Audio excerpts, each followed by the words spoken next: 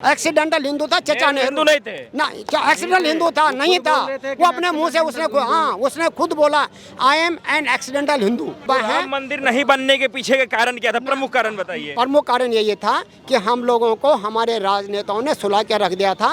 ये जो बाद में आई माननीय एंटो ने बोला राम तो ये काल्पनिक है, राम से तो है ही नहीं। जो काल्पनिक बोलते हैं अभी जाके मंदिर में हाथ जोड़ते हैं, जब उन्होंने खुद बोल दिया। इसी टाइप के लोग थे, जानबूझ के बुलाया गया कि भाई राम के कोई चीज़ है ही नहीं, ये तो काल्पनिक है। तो मोमडन इस देश के माइनॉरिटी नहीं हैं। मोमडन को खुश करने के लिए इन्होंने पूरी कांग्रेस ने राजनीति मोमडन की है। इसलिए इस पूरे देखो Babar road, Humayun road, Aurangzeb road, किसी महाराणा प्रताप के नाम पे कोई रोड बनी, गुरु गोविंद सिंह जी के नाम पे कोई रोड बनी। क्या नाम हुआ चाचा आपका? मैं चाचा नहीं, चाचा तो नेहरू था। मैं फौजी हूँ, अच्छा। आर्मी से रिटायर्ड हूँ। मेरे 32.5 साल फौज की नौकरी है। अभी जो है मोदी जी के आने के बाद में हम लोग जाग गए हैं, उससे पहले हम लोग सोए हुए थे। ये पूरी आप दिल्ली में मोदी जी के आने से पहले इंडियन आर्मी भी सो रही थी। इंडियन आर्मी सो नहीं रही थी, इनको सुला रहे थे। अभी आप अगर 1962 वार का आप अगर पढ़ेंगे उसके बारे में, हमारा जो चीफ ऑफ आर्मी स्टाफ था वो उस समय का जो वो था, क्या बोलते हैं, डिफेंस मिनिस्टर कौन था? कृष्ण मेनन, नशेड़ी था वो कृष्ण मेनन के पास गया, चीफ ऑफ आर्मी स्टाफ। उसके पास जाके बोला कि चाइना हम पे अटैक करने वाला है, चाइना ने पूरी बाउंड्री पे अपने फौज लगा ली है, हमें मदद की ज़रूरत है, फौज को ये चीज़ें चाहिए। उसने उसको चीफ ऑफ आर्मी स्टाफ की बात नहीं सुनी।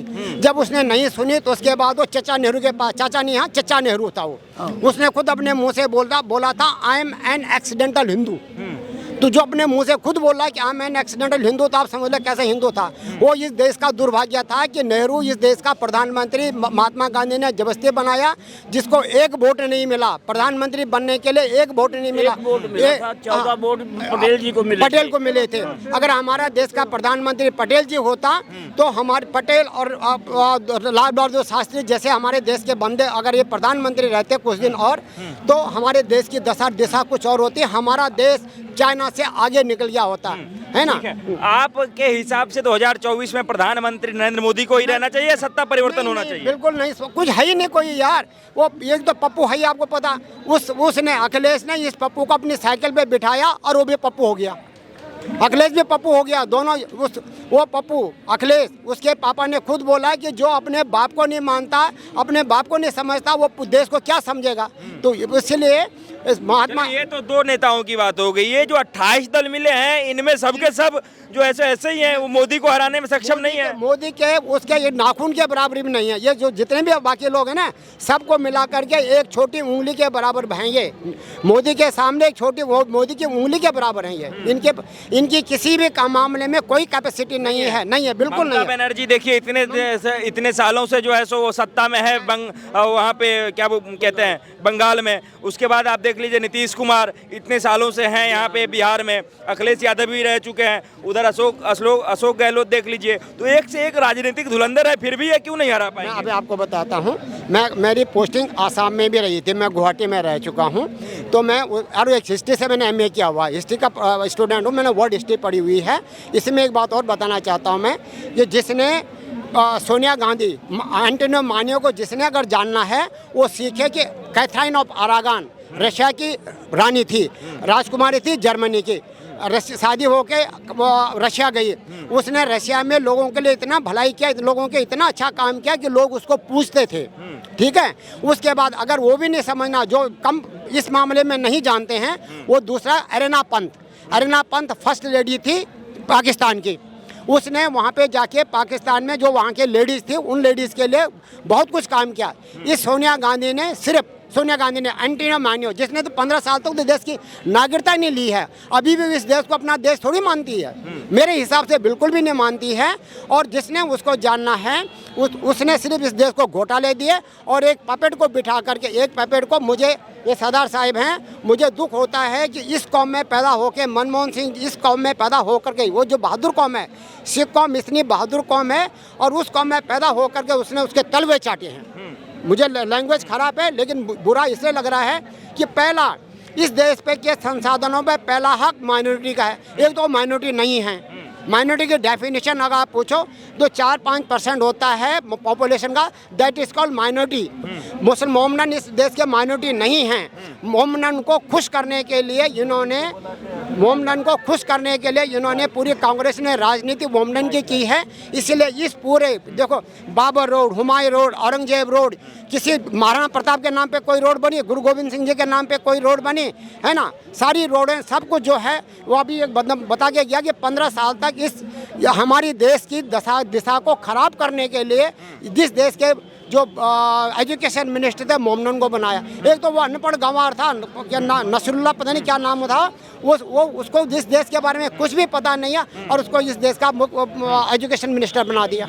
अच्छा, एक बात बताइए, चूंकि आप इंडियन आर्मी रह चुके हैं, आपको पता होगा कि इस देश में राम मंदिर, आपने ये भी कहा कि आप हिस्ट्री ऑनर्स हैं, ठीक है, और हिस्ट्री ऑनर्स एमए किया मैंने हिस्ट्री से एमए किया प्री किया है और हिस्ट्री से एमए किया है। तो जो ये राम मंदिर का जो विवाद है वो इतने समय क्यों लग गया उसे सुलझने में? इसलिए लग गया कि हम सोए हुए थे।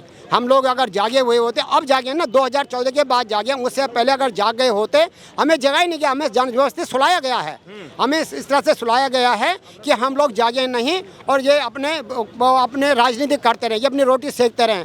1970 में इंदिरा गांधी ने बोला देश से गरीबी मिटा देंगे, अब जाके वो गरीबी मिट रही है। अच्छा, दूसरा बोलते हैं अनएम्प्लॉयमेंट।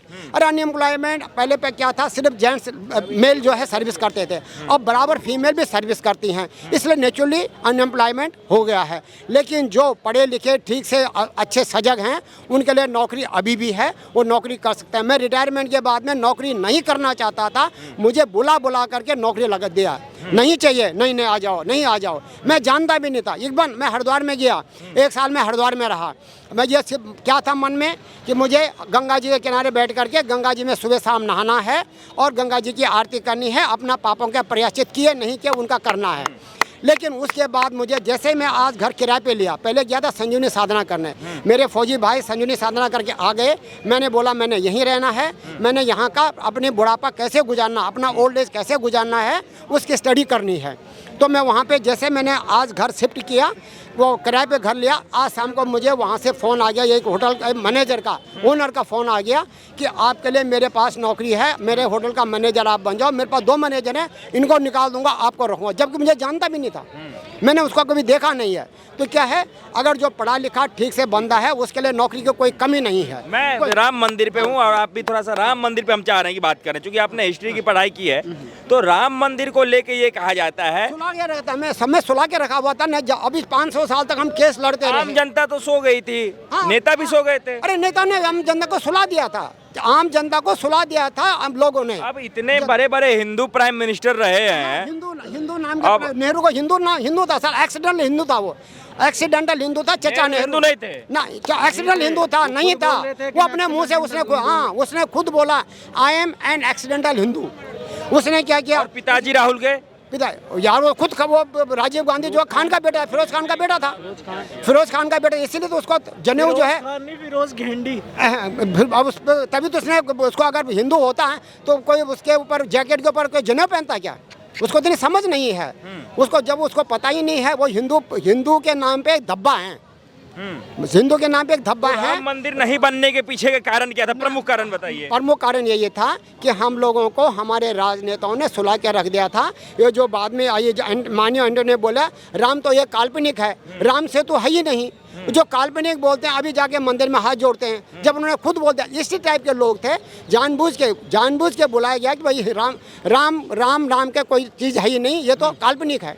ऐसे कर लगा दिया देश की सबसे बड़ी पार्टी ने, तो कैसे बन जाएगा राम मंदिर? इसीलिए एक सवाल है मेरा, बस लास्ट आप देखिए, जब अपने देश की सबसे बड़ी पार्टी कांग्रेस ने 24 वकील लगा दिया, तो कैसे बन जाता? ये वही कांग्रेस है ना जिसने आधा तिब्बत चीन को दे दिया था, वही कांग्रेस है जिसने पीओके दे दिया पाकिस्तान को और कच्छ द्वीप दे दिया श्रीलंका को। तो ये बात बता रहे हैं कि भारत जोड़ो। इनसे ये पूछना चाहता हूं, सुनो, आपके घर पे पूर्वज हैं, आपके किसी के घर पे कभी डेथ हुई होगी सनातनियों की, तो उनके अंतिम यात्रा में क्या बोला जाता है? राम नाम सत्य, सबकी यही गत्ते, राम नाम सत्य, सबकी यही गत्ते। तो भाई हमारे अंतिम यात्रा में बोला जा रहा है, तो इससे बड़ा प्रमाण हम क्या देंगे? ये जो बोलते थे राम काल्पनिक है, कभी इनके घर पे निकली हो यात्रा राम नाम सत्य का अगर हुआ हो, तो इन्हें पता चले कि सनातनी कौन होते। ये लोग तो भाई साहब मिट्टी में दफनाने वाले, चादर फादर वाले, ये क्या पता सनातनी कौन थे। तभी तो इन्होंने 24 वकील लगा दिए थे, तभी तो इन्होंने राम सेतु को काल्पनिक बता दिया था। आज वही पाकिस्तान जो राम को गाली देता था आटे की भीख मांग रहा है, और वही कांग्रेस वोट की भीख मांग रही है, इन्हें नहीं मिल रहा है। इसलिए कह रहा हूं सनातनियों की ताकत इतनी है ना कि पूरे हिंदुस्तान को हिला सकते हैं। हिंदुस्तान हमारा है और राम हमारे पूर्वज है, राम हमारे पिता हैं, उनके ऊपर कोई उंगली उठा नहीं सकता। जो उंगली उठा रहा है उसके अपने खानदान में देखना चाहिए जाके। ठीक है रवि जी। अच्छा, मैं ये जानने की कोशिश कर रहा हूँ, आपने इस युवा को सुना, राम को लेके इतने एग्रेसिव हो जा रहे हैं।